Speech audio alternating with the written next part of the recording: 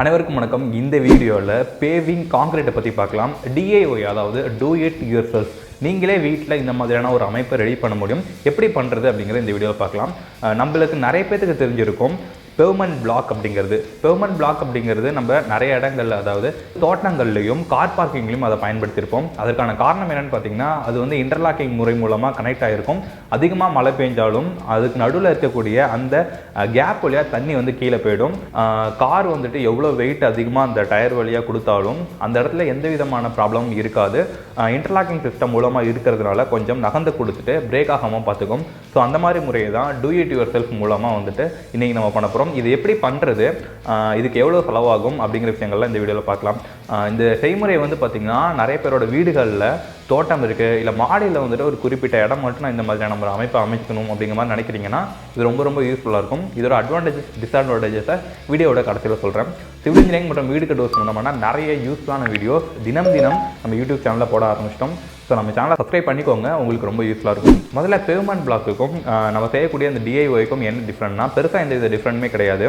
இந்த டிஐஒய் மூலமாக ரெடி பண்ணக்கூடிய இந்த பேவிங் கான்கிரீட் வந்து பார்த்திங்கன்னா, நம்மளோட சைஸுக்கு தகுந்த மாதிரி நம்ம மாற்றி அமைச்சிக்க முடியும். கஸ்டமைஸ் பண்ணி நம்மளால் ரெடி பண்ண முடியும்.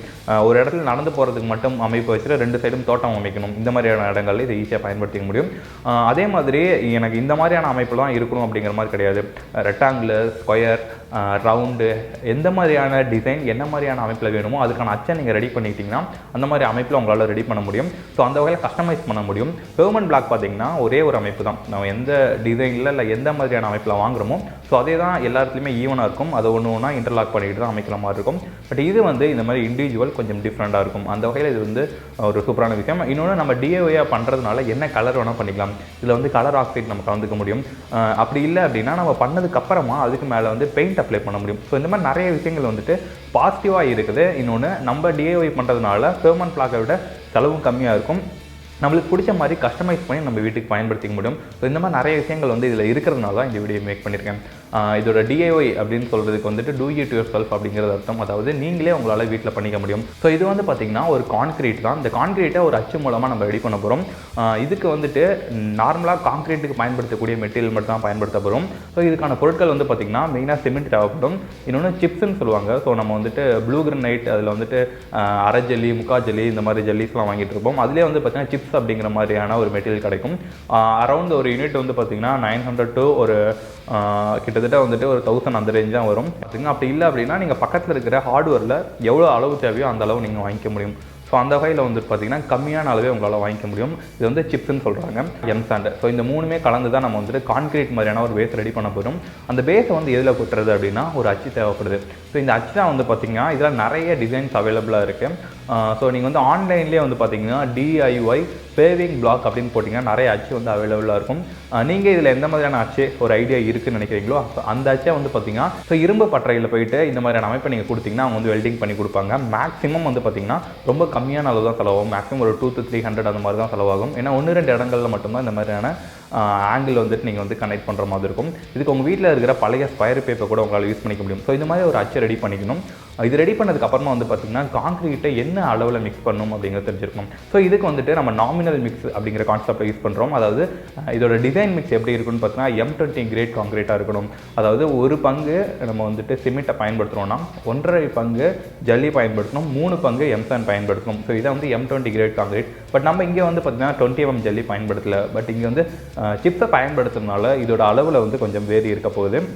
அதாவது நீங்கள் வந்து ஒரு பங்கு, அதாவது ஒரு சிஎஃப்டி வந்துட்டு சிமெண்ட்டை பயன்படுத்துகிறீங்க அப்படின்னு பார்த்தீங்கன்னா இதில் வந்துட்டு 2-2.5 CFT வரைக்கும் உங்களால் சிப்ஸை பயன்படுத்த முடியும். ஸோ 3-4 CFT அளவுக்கு உங்களால் எம்சாண்டை பயன்படுத்த முடியும். இது எல்லாத்தையும் ப்ராப்பராக மிக்ஸ் பண்ணிவிட்டு ப்ராப்பரான வாட்டர் கொடுத்து ஒரு நல்ல ஒரு புட்டு கன்சிஸ்டன்சியில் ரெடி பண்ணிங்க. அதாவது இதோட கன்சிஸ்டன்சி ரொம்ப ஃப்ளோ ஆகக்கூடாது.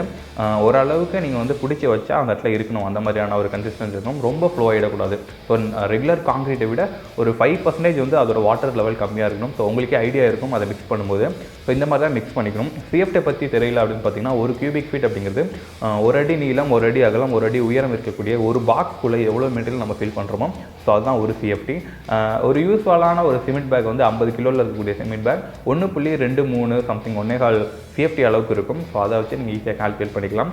ஓகே, உங்களுக்கு வந்து நான் இதுக்கு மேலே பெயிண்ட் அடிக்க விரும்பல, இதுலேயே எனக்கு கலர் வேணும்னு நினச்சிங்கன்னா கலர் ஆக்சைட்ஸ் அப்படிங்கிறது அவைலபிளாக இருக்குது. Red oxide, blue oxide, green oxide, நிறைய கலர்ஸ் இருக்குது.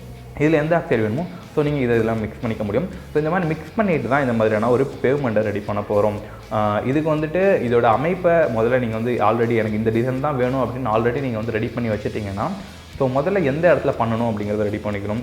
அதாவது தோட்டத்தில் பண்ண போகிறோமா, இல்லை மாடியில் பண்ண போகிறோமா, இல்லை கார் பார்க்கிங்கில் எங்கேயாவது ஒரு இடத்துல மட்டும் தண்ணி, அதாவது இப்போ மழை அதிகமாக பெஞ்சிட்ருக்கு, இது வந்து கொஞ்சம் உயரம் அதிகமாக இருக்கிறதுனால இதில் நடந்து போகும்போது தண்ணி வந்து கண்டிப்பாக காலில் படாது, ஸோ ஸ்லிப்பரியாக இருக்காது.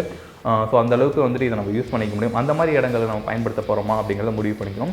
முடிவு பண்ணதுக்கப்புறமா அந்த இடத்துல வந்து நல்லா தண்ணியை வந்து போர் பண்ணணும். ஸோ ஒரு கான்கிரீட் ஸ்ட்ரக்சர் மேலே பண்ண போகிறோம் அப்படின்னா ஸோ நல்லா ப்ராப்பராக தண்ணீர் போட்டு நல்லா க்ளீன் பண்ணிக்கணும். இல்லை மணல் மேலே பண்ண போகிறோம், அதாவது ஒரு நார்மலான மண் சர்ஃபேஸ் இருக்குது அதில் பண்ண போகிறோன்னு பார்த்தீங்கன்னா, ஸோ அந்த இடத்துல வந்து பார்த்திங்கன்னா ப்ராப்பராக கொஞ்சம் காம்பேக்ட் அப்படின்னு சொல்லுவாங்க. அதாவது கொஞ்சம் வெயிட் இருக்கக்கூடிய பொருட்கள் ஏதாவது வச்சு நம்ம நல்லா காம்பேக்ட் பண்ணி வச்சா தான் கீழே வந்து அமுக்காமல் இருக்கும். ஸோ என்ன லெவலில் பண்ணுறோமோ அந்த லெவலில் இருக்கும்.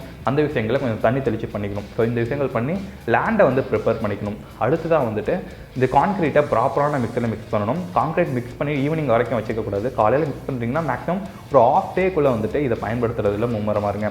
ஸோ கான்க்ரீட்டை ஒரு கரணை வந்துட்டு ஆல்ரெடி உங்கள் ஹார்ட்வேர்லேயே கிடைக்கும், அதை வாங்கிட்டு நீங்கள் லெவலாக வச்சு லெவல் பண்ணிக்கிட்டு போயிட்டே இருக்க வேண்டியதான். ஸோ இந்த மாதிரி ஸ்ட்ரக்சர் ரெடியாக அடுத்து எங்கே வரணுமோ இந்த மாதிரி ரெடி பண்ணிட்டு போயிட்டே இருக்கணும். இதில் முக்கியமான விஷயம் என்னென்னா, நீங்கள் பயன்படுத்தக்கூடிய அந்த ஸ்டீல் ஆக்சுவலாக வந்து பார்த்திங்கன்னா பழைய ஆயிலை யூஸ் பண்ணணும். ஸோ அப்போ தான் நீங்கள் வந்து வெளியே எடுக்கிறதுக்கு கரெக்டாக இருக்கும். ஸோ ஒரு போர்ஷன் நீங்கள் பண்ணுறீங்க அப்படின்னா அந்த போர்ஷனில் வந்து மேக்ஸிமம் ஒரு 1 hour வரைக்கும் நீங்கள் டைம் விட்டால் போதும். அதுக்கப்புறம் நீங்கள் அதை எடுத்துக்கலாம், எந்தவித ப்ராப்ளம் இருக்காது. ஸோ அந்த மாதிரி ரெடி பண்ணிவிட்டு வீட்டில் எந்தெந்த இடங்கள்லாம் பண்ணணும்னு நினைக்கிறீங்களோ அந்த மாதிரி நீங்கள் ரெடி பண்ணி வச்சுக்க முடியும். ரெடி பண்ணிவிட்டு இன்கேஸ் மேலே வேணும்னு நினச்சிங்கன்னா பெயிண்ட் பண்ணிக்க முடியும். ஸோ இந்த மாதிரி முறை மூலமாக தான் டிஐஒயாக பேவிங் பிளாக்ஸை வந்துட்டு பேவிங் கான்கிரீட்டை வந்து உங்கள் வீட்டுக்கு பண்ண முடியும். இது ஒரு சூப்பரான ஒரு மெத்தடாக இருந்தது. அதுவும் இதோட இடைப்பட்ட இடங்கள்லாம் வந்து பார்த்திங்கன்னா இந்த புல்லுலாம் நீங்கள் டிசைன் பர்பஸ்க்காக பண்ணுறீங்க அப்படின்னா அந்த மாதிரியான நேச்சுரல் கிராஸை நீங்கள் பண்ண முடியும். பண்ணிவிட்டு ப்ராப்பராக கட் பண்ணி யூஸ் பண்ணிங்கன்னா பார்க்குறதுக்கு ரொம்ப அழகாக இருக்கும். இது ஒரு சூப்பரான விஷயமா இருந்தது. டிஐஒயாக கான்கிரீட் மூலமாக இந்த மாதிரி வீட்டுக்கு பண்ண முடியும் அப்படிங்கிற மாதிரி ஒரு விஷயம் இருந்தது. ஸோ ஆல்ரெடி நாங்கள் இதையும் ட்ரை பண்ணியிருக்கோம். ஸோ அதனால தான் அவங்களும் இந்த மாதிரி வீடியோ மேக் பண்ணுறோம். உங்களுக்கு ரொம்ப யூஸ்ஃபுல்லாக இருக்கும்னு நினைக்கிறேன். இந்த வீடியோவை வீடு கட்டணும்னு நினைக்கிறவங்க, இல்லை வீடை வந்து டெவலப் பண்ணணும், ஹோமை இம்ப்ரூவ்மெண்ட் பண்ணணும்னு நினைக்கிறவங்களுக்கு ஷேர் பண்ணுங்கள். ரொம்ப இன்ட்ரெஸ்டிங்கான ஒரு டாபிக் இது. எல்லாருக்கும் பயனுள்ளதாக இருக்கும்னு நான் நம்புகிறேன். ஸோ தேங்க்ஸ் ஃபார் வாட்சிங் திஸ் வீடியோ. இன்றைக்கி வந்துட்டு சிவில் இன்ஜினியரிங் ரிலேட்டடாக வந்துட்டு ஒரு சூப்பரான விஷயத்தை நம்ம கற்றுக்கிட்டோம். அதே மாதிரி கீழே வந்துட்டு இந்த கான்செப்ட் வந்து சூப்பராக இருக்குல்ல, எங்கள் வீட்டில் பண்ணி பார்த்தேன் அப்படின்னா கீழே கமெண்ட் பண்ணுங்கள். இல்லை இந்த மாதிரி வேறு ஒரு கான்செப்ட் இருக்குது, நான் எங்கள் வீட்டில் வந்து இந்த மாதிரி சின்ன இன்டீரியரில் பண்ணியிருக்கேன், இல்லை எங்கள் வீட்டில் இது மாதிரி வித்தியாசமாக பண்ணியிருக்கோம் அப்படின்னா அதையுமே கீழே கமெண்ட் பண்ணுங்கள். ஸோ நல்ல வீடு, ஒரு வித்தியாசமான வீடு கட்டியிருக்கோம், இதை வந்து வீடியோவாக பண்ணால் சூப்பராக இருக்கும், மக்களுக்கு தெரியும்னு நினச்சிங்கனாலும் ஸோ உங்களோட வீடை வந்து இங்கே இருக்கிற இந்த வாட்ஸ்அப் நம்பருக்கு வந்துட்டு நீங்கள் வாட்ஸ்அப் பண்ணுங்கள் ஃபோட்டோஸ் அண்ட் டீட்டெயில்ஸோட. ஸோ நாங்கள் வந்து அங்கே கவர் பண்ண வரோம். ஸோ தேங்க்ஸ் ஃபார் வாட்சிங் திஸ் வீடியோ. ரொம்ப யூஸ்ஃபுல்லான ஒரு வீடியோ. இந்த மாதிரி ரெகுலர் வீடியோக்கு சிவில் சிம்பிள் யூடியூப் சேனலை சப்ஸ்கிரைப் பண்ணிக்கோங்க. நாளைக்கு இன்னொரு யூஸ்ஃபுல்லான ஒரு வீடியோட உங்களை சந்திக்கிறேன். உங்களிடம் இந்த விடைபெறுவது அகிலன் செல்வரி. பை.